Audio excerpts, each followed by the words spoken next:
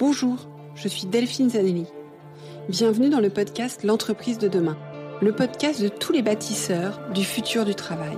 Celles et ceux qui le vivent, le créent, le questionnent et chaque jour le réinventent.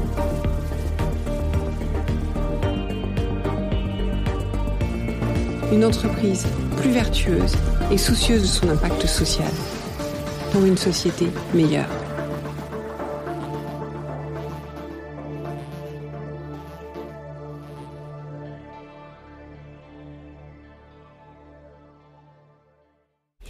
Bonjour, j'espère que vous allez bien.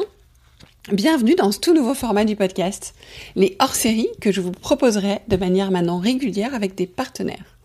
Alors ces hors-séries, c'est l'occasion de vous faire découvrir des experts qui partagent les valeurs et les convictions d'entreprise de demain, c'est-à-dire l'envie de faire évoluer les pratiques en entreprise vers des pratiques plus en phase avec l'époque, vers des pratiques qui conjuguent mieux impact et performance, et aussi cette conviction qu'il n'existe pas une seule manière de faire, un dogme, une vision manichéenne des choses, mais des manières de faire, des possibles, des chemins propres à l'histoire et à la raison d'être de chaque entreprise ou encore de chaque dirigeant ou de chaque manager.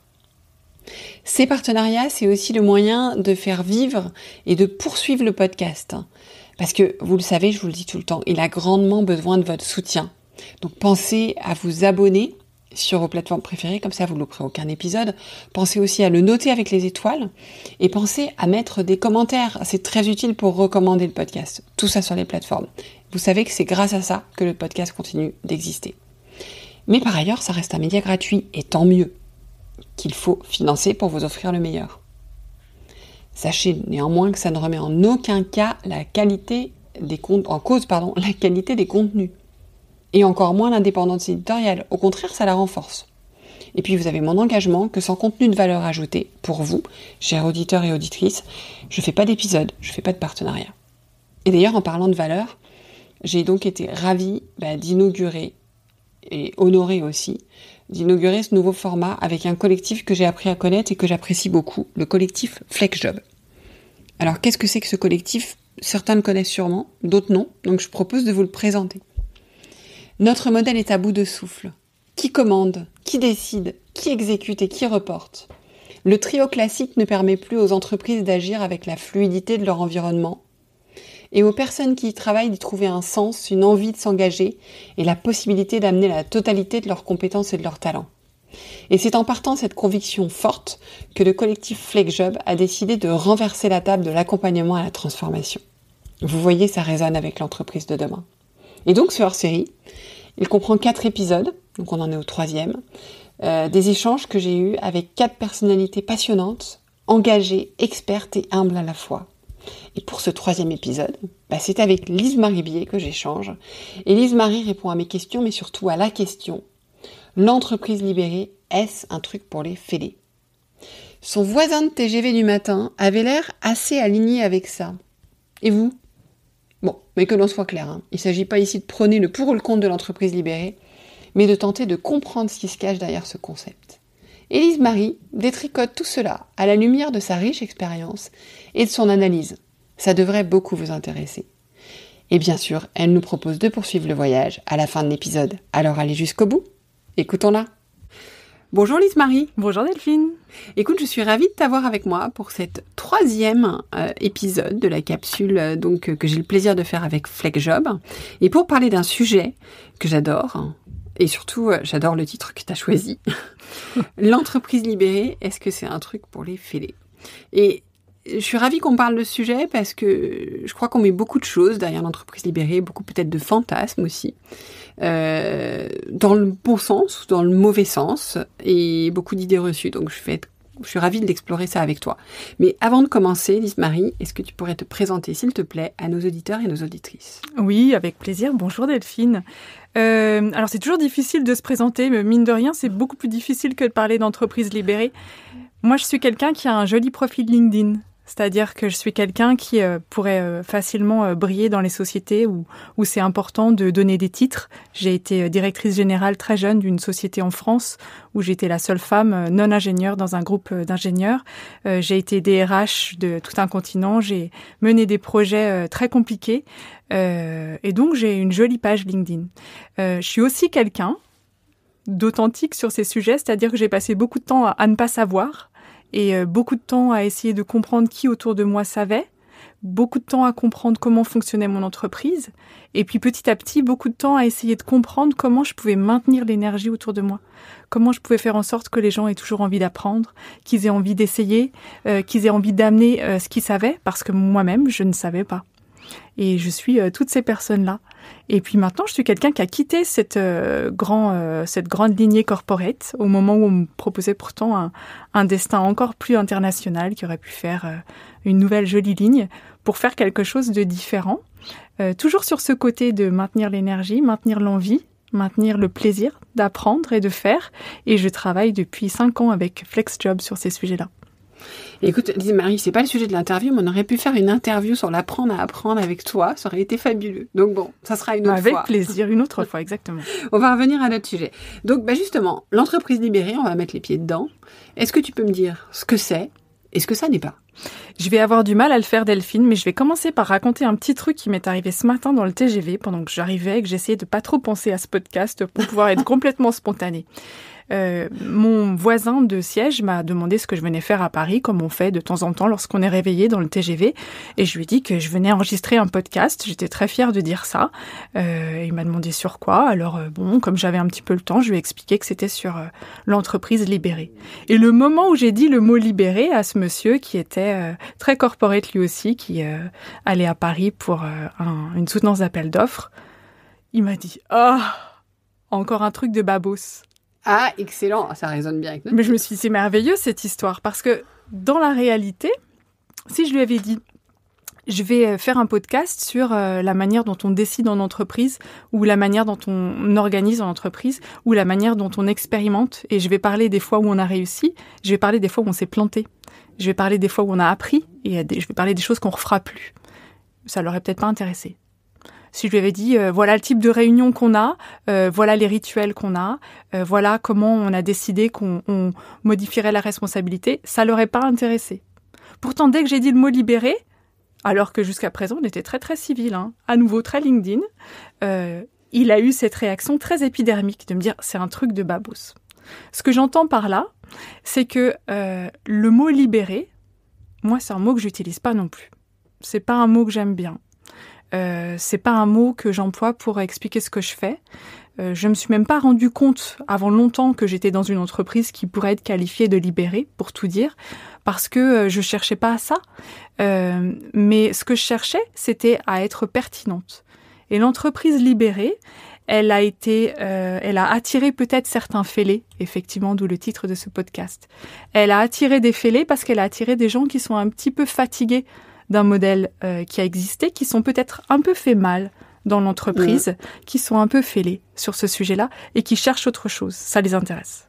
Ça a attiré des fêlés parce que ça a attiré des gens qui étaient très intéressés par le dogme de l'entreprise et qui du coup voulaient en faire des leçons en 10 points, des modes d'emploi, des recettes, et qui étaient finalement un petit peu barrés sur ce sujet-là. Et effectivement, ça a attiré les fêlés. Et ça a attiré les fêlés parce que ça a attiré des gens qui se sentent peut-être pas nécessairement parfaits, qui n'ont pas envie de faire un dogme, mais qui ont envie d'avoir une entreprise qui est pertinente, qui est cohérente, et qui maintient l'énergie, et qui maintient l'envie d'apprendre. Et finalement, c'est exactement ce que j'aime, donc ça tombe bien. Excellent. Et c'est vrai, voilà, par rapport à ce que tu dis, l'entreprise libérée, c'est avant tout un concept marketing qui a été créé à un moment donné, une dénomination. C'est vrai qu'on aime bien mettre des noms sur des choses. Donc, merci d'avoir apporté cet éclairage un peu plus global. Et du coup, ce qui est important, c'est que quand on met quelque chose en place, c'est que ça répond à un besoin. Donc, pour toi, à quel besoin répond cette approche en fait ? Alors, par rapport à ça, je vais quand même descendre de plusieurs étages pour dire que ce que je suis, moi, c'est quelqu'un qui cherche à rendre l'entreprise efficiente. C'est-à-dire à créer davantage de valeur que ce dont on a eu besoin pour pouvoir créer cette valeur-là. On est bien sur cette notion de création de valeur dans une entreprise libérée. C'est pas un concept juste pour le plaisir du concept. J'ai oublié ta question.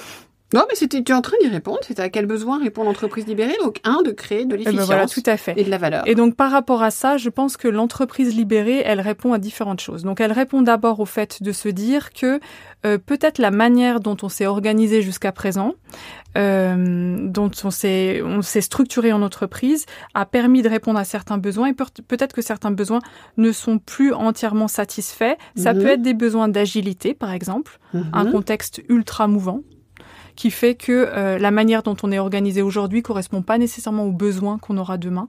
Et comment on fait en sorte que l'organisation reste apprenante, qu'elle reste mouvante, qu'elle reste musclée sur cette capacité à se modifier par petites touches en permanence. Et de mon côté, je te disais tout à l'heure que moi, j'avais pas cherché à rejoindre une entreprise libérée du tout, parce que j'avais pas du tout l'impression que l'expérience très heureuse que j'avais eue de l'entreprise jusqu'à présent ait besoin d'être laissée derrière moi.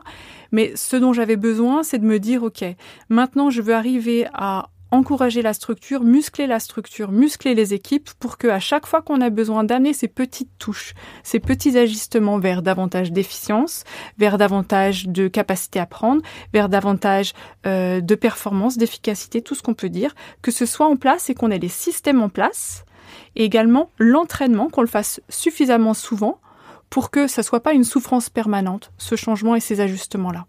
Et je crois que c'est ce qu'on cherche avec l'entreprise autonomisante ou l'entreprise responsabilisante.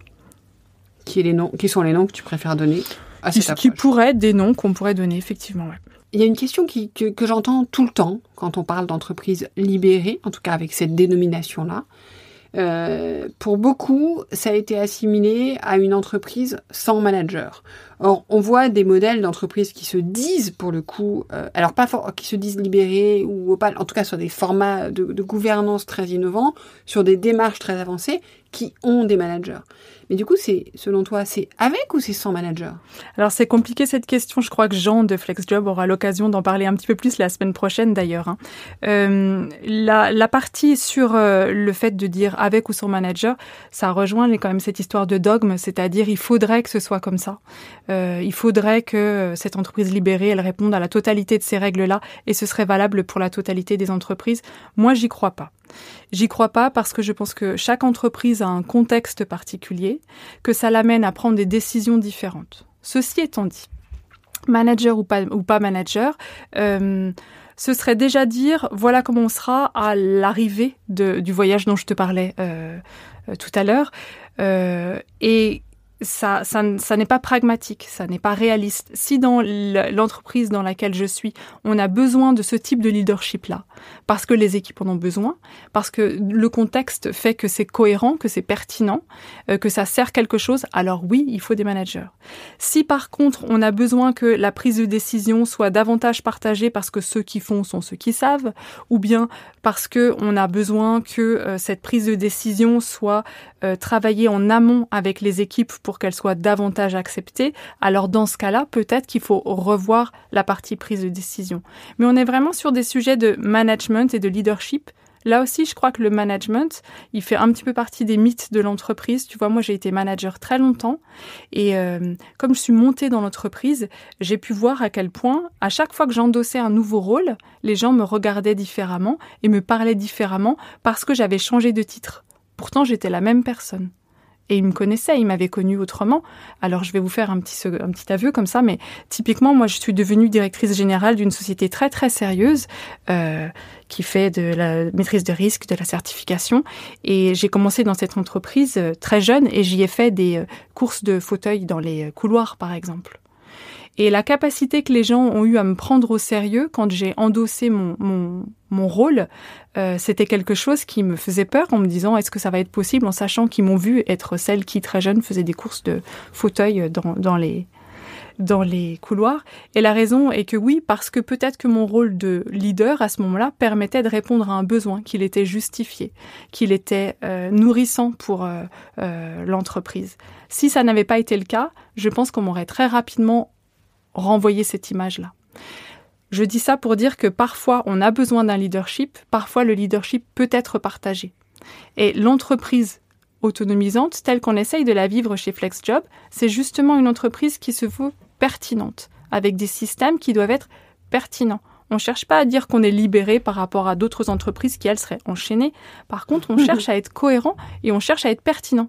Ça implique un processus, d'ailleurs, que j'ai trouvé très inconfortable au début, c'est que les choses changent très vite et qu'elles changent tout le temps. On peut avoir décidé d'un process un temps, on l'a réfléchi ensemble, on l'a formalisé ensemble, on l'a adopté ensemble, et peut-être que 3 mois après, quelqu'un va lever ce qu'on appelle, nous, une flexion, en disant « Tiens, je vois une possibilité d'amélioration ». Ou bien je vois un élément qui est devenu une sorte de petit grain dans les rouages et il faut rechanger. Est-ce qu'on décide de rechanger ça ? Est-ce qu'on crée une réflexion sur le sujet ? Il y a une décision collective et on relance un projet. Au début, ça me paraissait très étonnant. J'avais l'impression que ce manque de stabilité, c'était quelque chose qui pouvait affaiblir l'entreprise. Et en fait, Delphine, le grand secret de l'entreprise autonomisante, c'est celui-ci. C'est que par rapport aux autres entreprises, je crois que les employés, les collaborateurs, mettent beaucoup de valeur sur la manière dont l'entreprise fonctionne. Sur comment on anime des réunions, sur ce que ça va générer, comment on prend les décisions, qui prend les décisions, pourquoi est-ce qu'on a besoin de prendre une décision à ce moment-là. Qu'est-ce qui sera pertinent ? Je reviens là-dessus. Ça amène à beaucoup de nuances et surtout ça amène à beaucoup d'engagement et de sentiments d'appropriation. Parce que la manière dont l'entreprise fonctionne, c'est une manière qui doit me ressembler, c'est une manière qui doit servir à quelque chose. Et en ce sens, ça veut dire qu'on n'est pas tous d'accord, mais on est très très alignés. Et quand cette personne ce matin dans le métro, dans le TGV me disait c'est un truc pour les babos, moi j'ai l'impression que c'est vraiment le contraire. C'est vraiment le fait de dire avec beaucoup d'humilité qu'on y va avec une clé à molette en permanence. On donne des coups de tournevis, on regarde, on analyse, on agit, on revient pour que ça soit un moteur qui tourne bien et qui tourne rond. Quand je t'entends, pour moi, c'est quelque chose, surtout pour les personnes qui ont une capacité se remettre en cause, ça serait beaucoup dire, mais à ce que j'appelle les personnes, tu sais, qui ont un état d'esprit de croissance, qui partent du principe qu'on peut toujours s'améliorer, en fait, que rien n'est acquis, que les talents se développent, que notre façon de faire évolue, etc. Et en ça, on peut être babos ou pas babos, on s'en fout. En fait, c'est plus un état d'esprit, une façon d'approcher les choses qui est assez exigeante, en fait. Donc voilà, donc on est loin du côté... je veux dire, si je vais jusqu'au cliché, je fume dans mon coin et je regarde, voilà, on est au contraire sur quelque chose de très volontaire, de très ce que tu nous racontes, ça nécessite beaucoup de volonté. Pour te rassurer, moi, mes meilleurs boss que j'ai le plus respectés dans des entreprises très hiérarchiques, ils faisaient la fête jusqu'à 6h du mat, ils dansaient sur les tables, ils picolaient, ils couraient dans les couloirs. Je l'ai pas fait. Ça n'a jamais questionné leur légitimité puisqu'elle est assise sur autre chose, comme tu le disais. Mais je vais revenir sur quelque chose que tu as dit qui était important. Tu as dit, quand je t'ai posé la question du manager, d'abord tu as parlé du fait que c'est un chemin, et quelque part de ce que j'ai compris de ce que tu as dit, c'est que c'était pas c'est-à-dire qu'on n'allait pas commencer par ça. Et là, tu vois, c'est nos réflexes un peu organisationnels de base. Quand on fait une organisation, on commence par un organigramme. Et en fait, finalement, ce que tu dis, non, en fait, on lâche tout ça. On va partir plutôt dans un voyage. Et donc, j'ai envie que tu nous permettes de faire ce voyage. Donc, est-ce que tu peux nous raconter, nous dire, voilà, moi, là, je t'écoute, j'ai envie de tenter ça. Alors, j'ai compris que c'était quelque part exigeant, inconfortable, mais aussi très riche, très... je vais utiliser encore le mot épanouissant, mais en tout cas, très, aussi satisfaisant, aussi, voilà. Je rebondis, d'ailleurs, ça me fait penser un petit peu à l'épisode que je vous conseille, si vous ne l'avez pas écouté, avec Darmien sur Peut-on aimer son travail, où il explique qu'aimer son travail, c'est aussi aimer les moments où on apprend, les moments de friction, etc.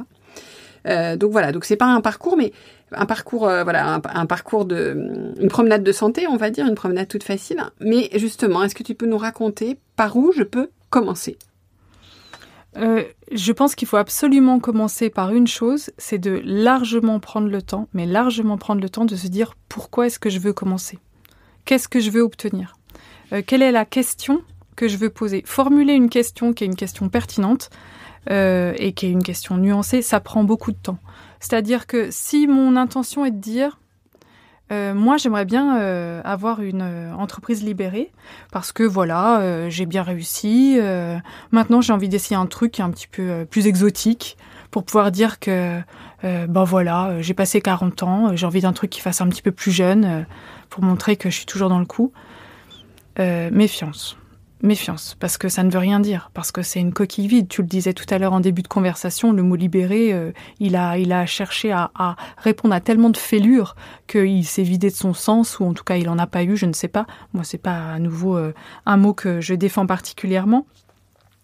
En revanche, je dirais bien, si moi, chef d'entreprise, ou bien moi, manager, ou bien moi, collaborateur, je cherche à obtenir un élément particulier, je vais essayer de définir cet élément-là et les comportements, les impacts que je veux voir dans l'entreprise. Un exemple, je prends la direction générale de mon entreprise à un moment et je prends la suite de quelqu'un qui était très charismatique, très compétent, très technique. Je me sentais pas aussi charismatique du tout. Je me sentais pas aussi compétente et j'étais certainement pas aussi technique. Par contre, ce que je voyais, c'est qu'il s'était lui-même épuisé et que son codir fonctionnait d'une manière qui était toute relative parce que finalement, il décidait de tout. Ici, la question que je me posais moi, c'était comment je peux faire pour que ce codir prenne sa place en termes de responsabilité, en termes d'autorité, en termes de capacité à tester, à se planter et à rebondir très très rapidement pour qu'on partage la tâche, pour qu'on partage le stress, pour qu'on partage l'envie, qu'on partage le fun également. Ça a été un voyage. Mais si tu veux, cette question-là, je l'avais de manière très claire dans ma tête. Ce que je voulais, c'était un codir, une équipe de codir qui soit pleinement motrice, pleinement engagée. Et sans m'en rendre compte à ce moment-là, ce que j'ai fait, c'est que j'ai engagé mon codir. La première année, j'ai beaucoup travaillé. J'ai beaucoup travaillé. J'ai pas pris de vacances. J'ai fait énormément de choses. C'était très, très admirable. On n'a pas atteint nos objectifs. La deuxième année, j'ai beaucoup moins travaillé. J'ai pris des vacances. On m'a pas dérangé pendant mes vacances. Ça a roulé. Les managers ont fait largement plus que leur tâche. Ils ont pris le prévu et l'imprévu. Et on a dépassé la totalité de nos objectifs. Je me suis rendu compte qu'il s'était passé quelque chose. Et le premier élément que je me suis dit ici, c'est, sans m'en rendre compte, ce que j'ai fait, c'est que j'ai donné de l'autonomie, de la responsabilisation. Ça a impliqué que moi-même, je me suis transformée. J'ai perdu du pouvoir. J'ai perdu un accès à l'information dans un monde corporate où l'information, c'est le pouvoir. J'ai accepté ça. J'ai accepté la perte de face, parfois, lorsqu'une décision avait été prise par des membres de mon équipe et que j'étais pas en phase. Mais les bénéfices que j'ai eus, les bénéfices que la totalité de la structure ont eus, ont été une somme de dominos, d'un effet domino positif que j'avais pas anticipé. C'est-à-dire des managers qui travaillent mieux entre eux, donc des services qui ont davantage d'interdépendance, des équipes qui fonctionnent mieux, des gens qui restent plus longtemps. Le deuxième élément sur lequel je conseille de travailler, qui est un élément sur lequel j'ai travaillé, c'est l'accès à l'information pour tous, en sachant que, on le dit beaucoup ça, la transparence de l'information. Est-ce qu'il faut donner transparence sur le montant des salaires, transparence sur les chiffres financiers de l'entreprise, transparence sur les décisions qui sont prises. Et souvent on se plante, on dit « Ah oui, il faut de la transparence, parce que la transparence, c'est bien ». Ma question, elle est de dire « La transparence, pourquoi ? Qu'est-ce que j'essaye d'obtenir ?» Si ce que j'essaye d'obtenir, c'est le fait que ça va faciliter la compréhension des décisions qui sont prises dans une société parce qu'on a vu quel était le contexte qui permet d'éclairer ou qui a permis de nourrir cette prise de décision, alors ça a déjà un sens un petit peu différent.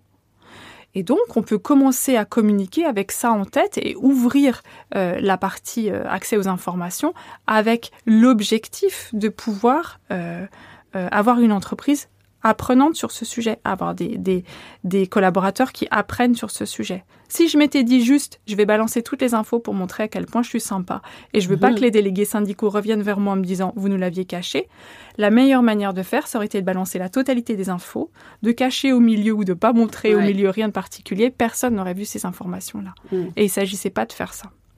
Ça a été le début de mon chemin et je pense que ça me permet aujourd'hui d'accompagner les entreprises d'une manière différente. D'abord, commencer à dire qu'est-ce que je veux faire exactement, pour quel impact, pour quel type de comportement que je veux voir, que je veux pouvoir observer dans l'entreprise. Je te parlais de mon équipe de codir.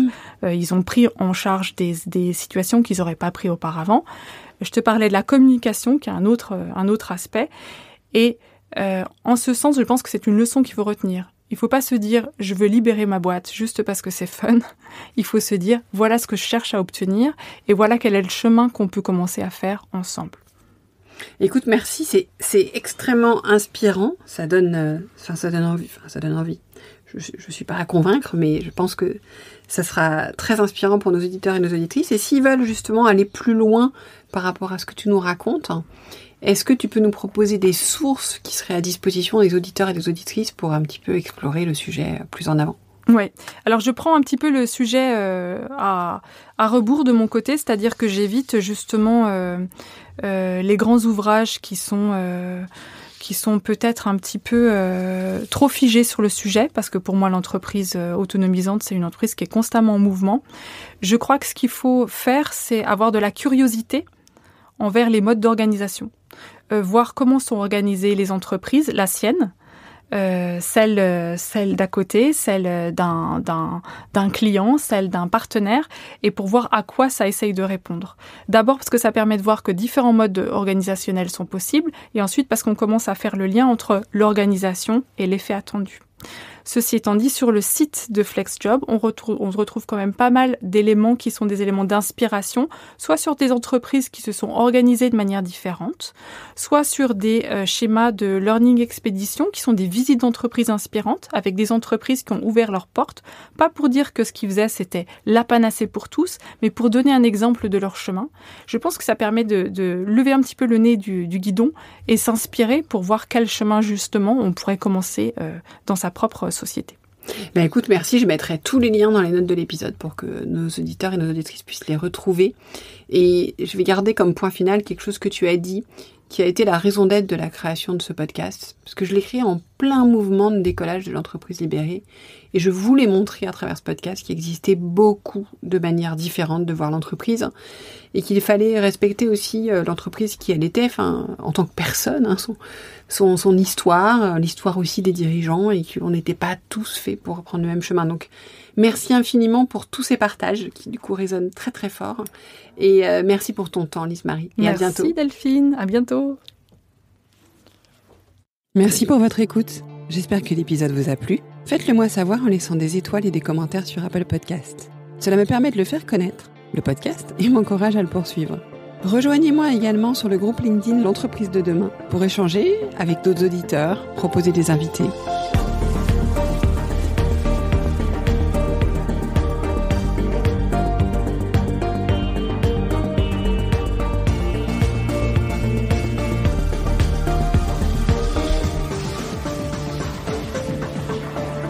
Je vous donne rendez-vous jeudi prochain pour un nouvel épisode.